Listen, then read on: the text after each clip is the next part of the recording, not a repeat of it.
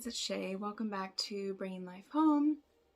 I have talked to you guys in a previous video about our suburban homesteading and just certain things that we have tried to learn basically to make ourselves, or just certain skills that we've tried to teach ourselves, thinking of the future and when we do have our dream homestead.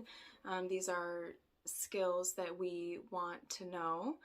And I don't know if any of you watch Jess over on Roots and Refuge. She has a pretty big channel, so if you're in kind of like the gardening or homesteading world, I'm sure you have heard of her.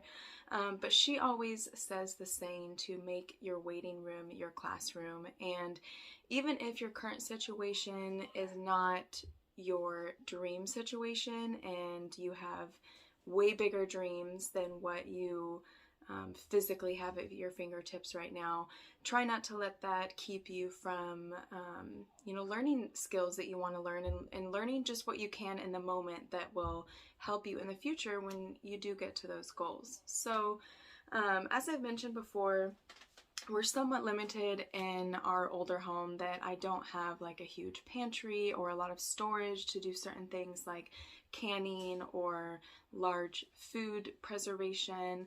But one skill that I have been able to teach myself is kind of starting like my own little like mini, I guess, apothecary, or just using the things from my garden to make certain kind of low maintenance medicinal things like salves and tinctures or soaps that our family can use and make ourselves instead of having to purchase. And these are skills that I think are important and could save us money in the future to, not have to go out and buy more soap when we run out, or, if we're not feeling well, to use one of our tinctures. And this is in no way, going against doctors or healthcare.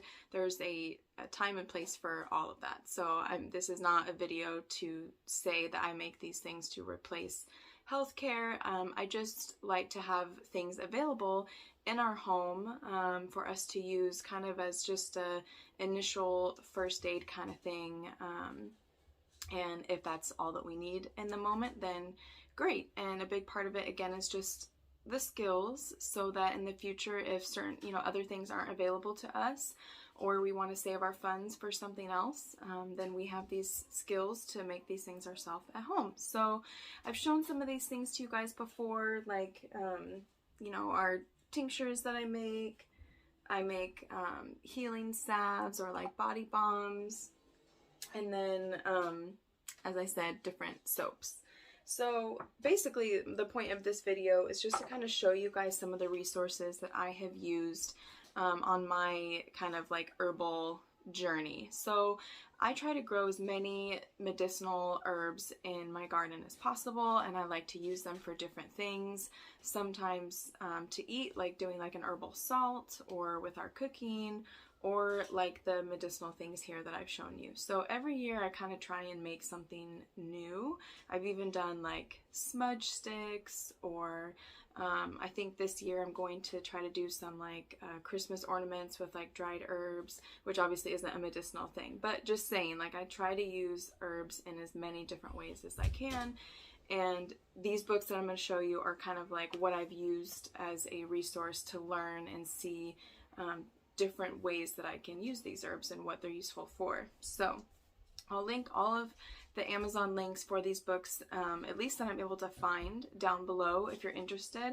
If I can't find the exact book, I'll just try to find something very similar. Some of these books were gifted to me and like thrifted from family members, so if I can't find the specific one, then like I said, I'll just try to find something similar for you. So this first one here is Rosemary Gladstar's Herbal Recipes for Vibrant Health.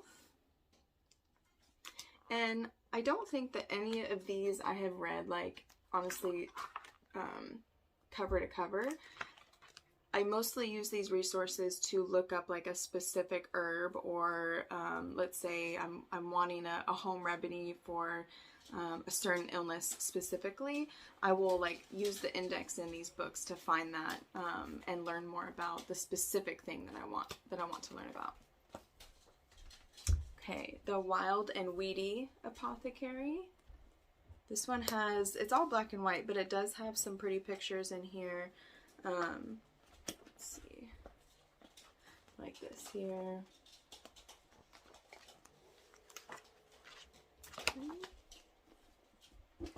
And let's see, I'll stick with my herbal ones, and then I have a few like soap book resources I want to show you guys as well, but I'll keep those grouped together. Okay. The Guide to Remedies, Homeopathy, Essential Oils, Crystals, and Home Remedies. And this one has color pictures in it. I know sometimes people have certain preferences, or I know I do, like certain books are obviously more eye-catching and easier to learn from. Okay, Aromatherapy, A Guide to Using Essential Oils for Everyday Life. I do know that some people make their own essential oils at home. I have not tried that, but if you have a garden and enough herbs to do it, then you can certainly try. Otherwise, you can just use whatever essential oil of your choice to kind of start practicing this. Okay, another Rosemary Gladstar's book, Medicinal Herbs, A Beginner's Guide. Great pictures in this one as well. Okay, and then, let's see, the last herbal book is the Complete Medicinal Herbal Guide.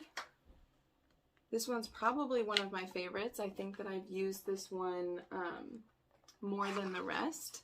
And I think the reasoning being is that when you look up the specific like herb, it goes over like all of the different ways to use it, like how to make a tincture, or whether you use the root or use the flower, or if you want to make like a poultice with it. Like it's just so detailed in different ways of using it, and it has great pictures. And let me see if I can show you like the index. So yeah, I just kind of look up whatever flower or herb that I'm interested in making something with, and then find the page for it. So one of my favorite resources, definitely. Okay, and then the last two are the soap books that I've used for the soap that I've made in my home. So I have followed these kind of to a T because I don't want to like mess around with kind of like the chemistry of soap making. I do cold process soap, so if you are into soap making, you'll kind of know the difference. But other than changing up some of the oils, I really do like follow these recipes and directions like kind of to the T, because you can very easily mess up with soap making. So the first one is Natural Soap at Home. Has some good pictures in it. Soap making is so much fun. It's definitely a skill that I recommend learning if you have the time to get into it.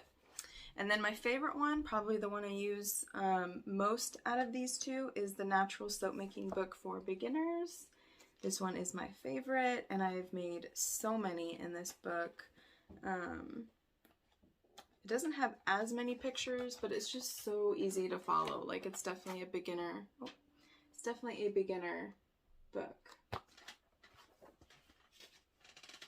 All right, guys, so that is it.